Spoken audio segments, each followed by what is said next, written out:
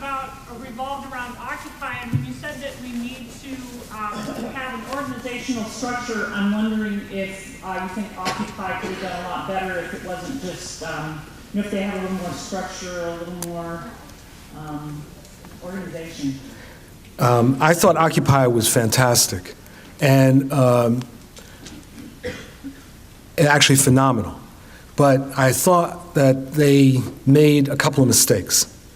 The biggest mistake was the failure to have programmatic demands until actually quite late. There was a built-in assumption that the mere act of encampments would be enough. Now, there are historical circumstances where that seems to work, like Tahrir Square. In other words, if your objective is to pull the other side down, you have to really not just like sit there for a little while. You're gonna have to really be there. So that was a problem. I don't fault Occupy for not evolving into an organization because it was a movement. Movements don't evolve into one organization. They may evolve into many organizations. And there have been some that have come out of Occupy. But I think that one of the things that is hurting us is that there still is a great deal of thinking in progressive circles that spontaneity is enough. That sort of the masses of people will at some point rise up when they've faced enough pressure, and they'll know what to do. I don't see historical examples of that. There needs to be organization, and so I think that the trade union movement needs to be part of that. I also think I shouldn't say obviously, I think that we need a very conscious left, and that the movement will not regenerate without a left. And I think one of the mistakes of the 1990s with a lot of the reform efforts that were taking place in the trade union movement, including things that I was a part of, was that there was an attempt to rebuild the movement using pieces of history as opposed to understanding what was really involved in like the growth of the Wobblies or the growth of the CIO, and in both cases the importance of the left. So for example, I was in SEIU and AFL-CIO in that time, and there was a lot of attention to local unions placing resources into organizing, and that was very important. But what was missing was something that you saw in the 1930s. We had a left. We had a Communist Party, we had a Socialist Party, we had Trotskyists, we had Mustites that were very active, that were cadre, were devoted to this. It wasn't simply that people were hired on as staff. And during the 1990s, that whole ideological piece was largely ignored, and in part because of the legacy of the Cold War. Other points? Yes? What kind of opportunity do you think Bernie Sanders' campaign provides to the left? What kind of opportunity do you think Bernie Sanders' campaign provides to the left, the labor movement?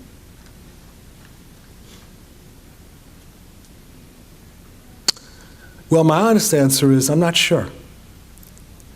But I'm not going to leave it at that.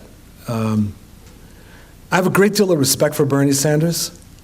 I wrote a piece for the Progressive magazine last year raising the question of if he were to run, some of the things to think about. But since that time, what I've actually found myself obsessing on is that every 4 years, progressives find ourselves in a very similar discussion, which is where do we stand on the presidential elections?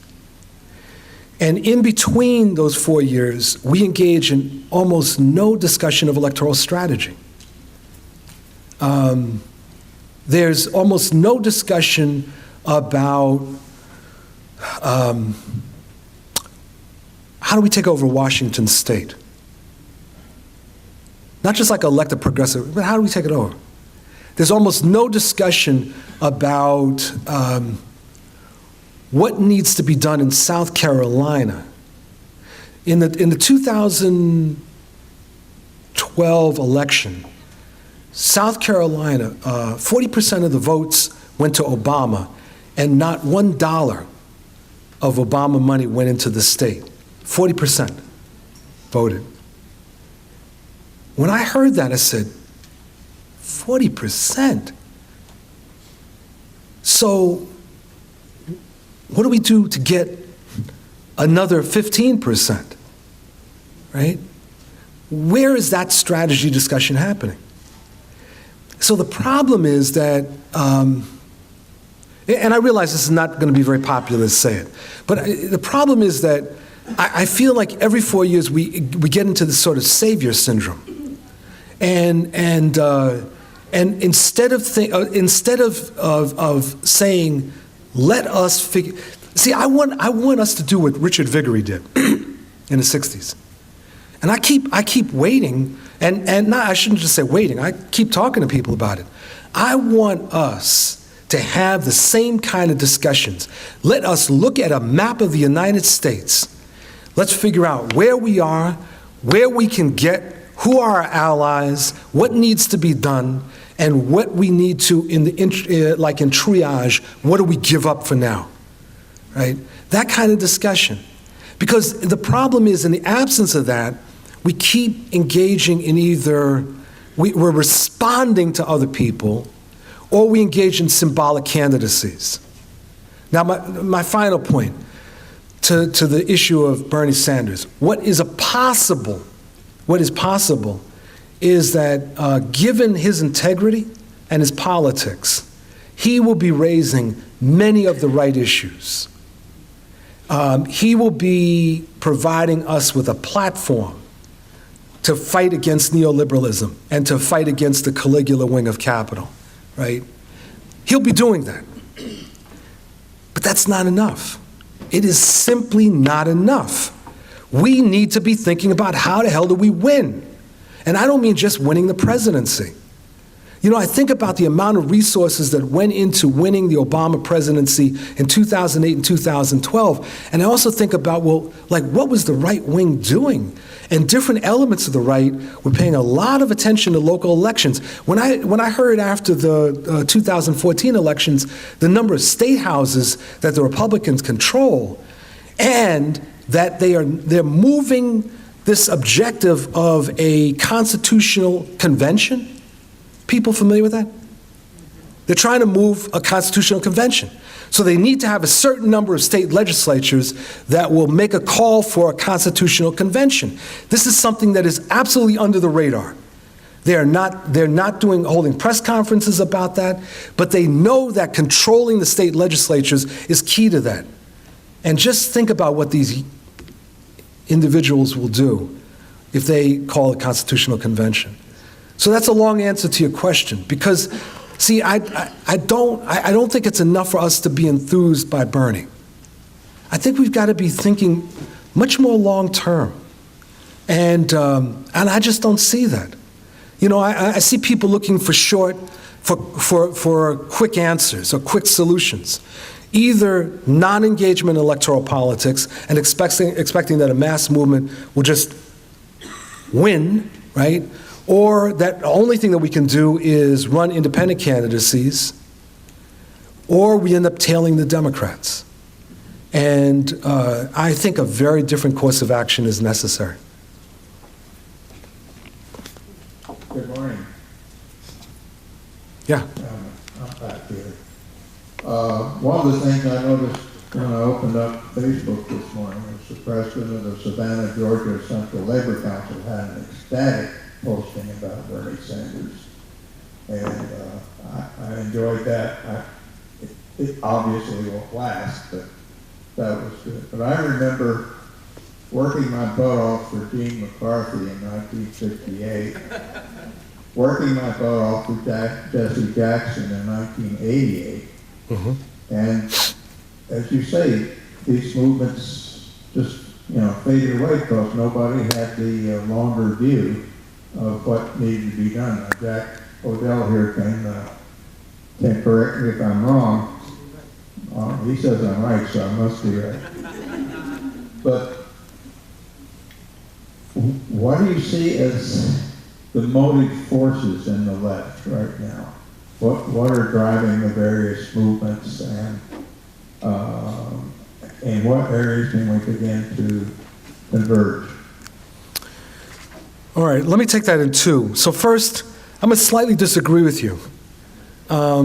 I think that the Jackson campaign of '84 and '88 offered progressives an opportunity that was very, very unusual, and that was lost because of Jackson himself.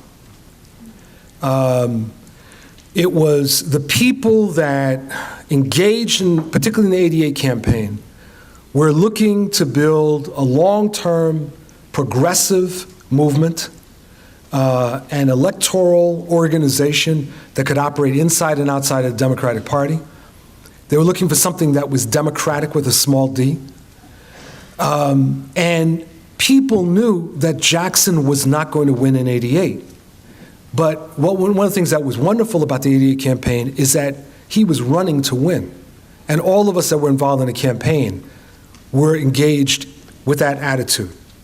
It did not feel like a symbolic campaign, in part because most of the people, at least I dealt with, really were thinking long term. I remember that Jack had an article, A Rainbow Government in 2000, if I remember correctly. And there was the idea of a realignment. I don't think that was wishful thinking at all. The conditions, I would argue, existed for the building, the construction of that movement. And unfortunately, the leadership squandered the opportunity. It's what I call a Boulanger moment. Boulanger was a French general in the 1880s who was being prepped to do a coup against the Third Republic. And at the last moment, he blinked. And it completely set back the right wing in France for decades.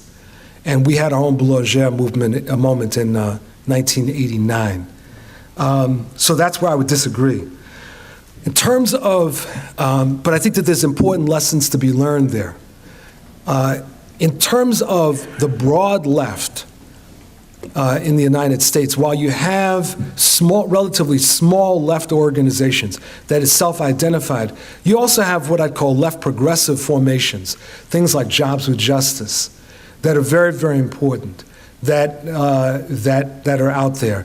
You have a lot of leftists that are engaged in major campaigns, whether it's Fight for 15, whether it's the domestic workers, the immigrant rights particularly.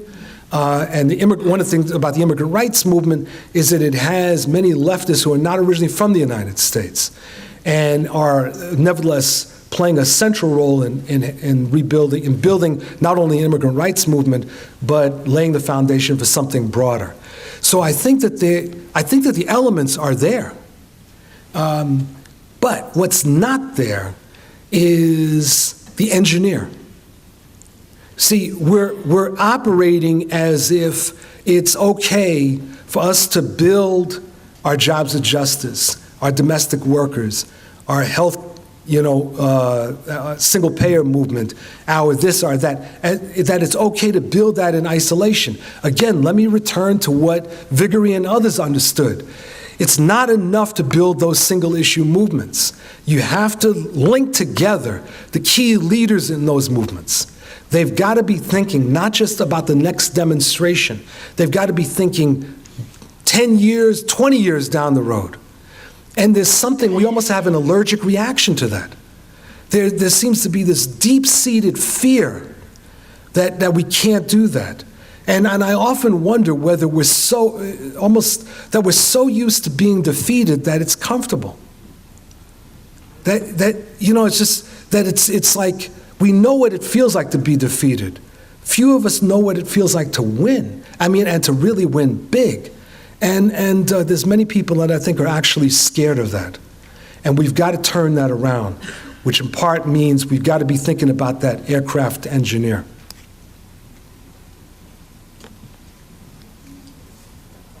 Oh, okay. You mentioned how important it is for unions to be connected to and thinking about broader social movements and issues of race and class. What are your thoughts about how the police union just handled the announced charges against the 6 officers in Baltimore, and how a different response could have been issued?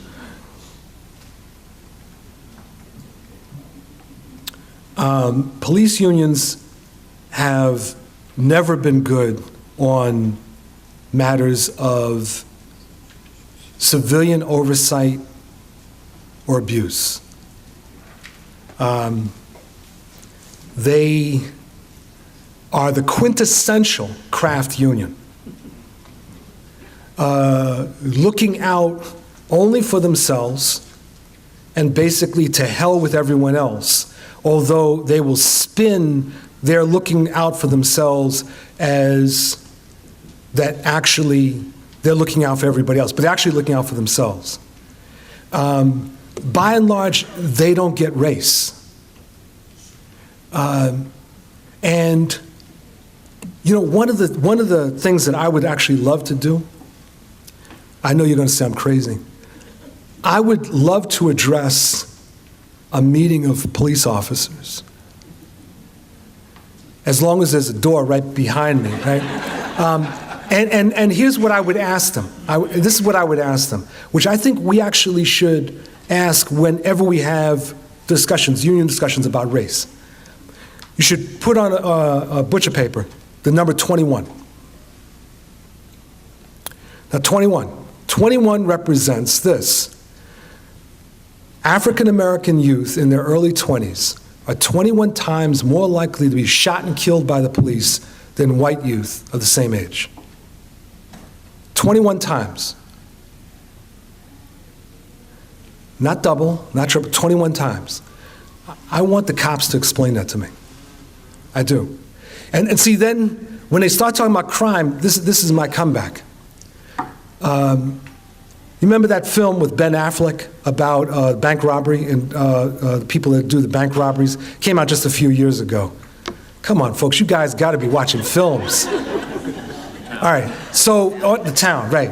So it takes place in Charlestown, Massachusetts, which I'm familiar with. It's a segment of Boston.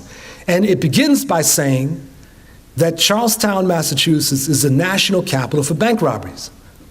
Now, I've done a study of Charlestown. There's no black people in Charlestown. If you're black, you can't really get close to Charlestown. All right, so the question is then, who's carrying out the bank robberies? Well, it's not black people. Okay, well, we've settled that question. Now here's the next question. Why aren't white youth being shot and killed by the cops in Boston? If it is a national capital of bank robberies, if there's that level of crime in Charlestown, why are white youth not being shot and killed? Here's another one. The most dangerous mob group in the country, the Russian Mafia. Everyone knows that.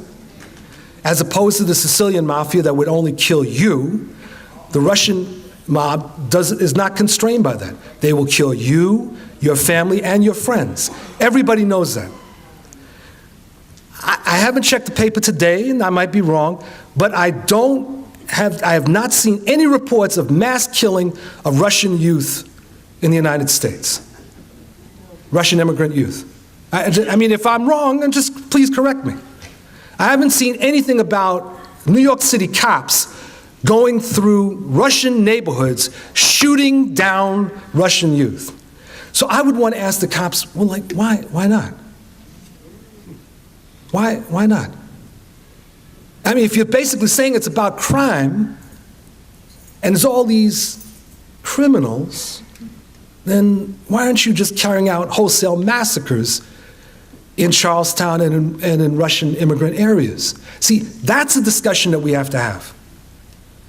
And it's not just a discussion with the cops. We've got to be ready to have that discussion with our members. I had this discussion with a friend of mine, a former coworker who was a white guy, very progressive. was trying to explain the police point of view. And I said, yeah. No, I got it, right? And every individual time, each individual circumstance is explained away. But how do you explain away 21 times? He didn't have an answer. But there is an answer. And that's what, as educators, that's our job, to push that question. And we're not going to unify unless we deal with that. And the Black Lives Matter movement is one of the most important phenomena out there now. And the union movement needs to engage. And some parts of the union movement are engaging with the Black Lives Matter movement. And I'm really proud of that.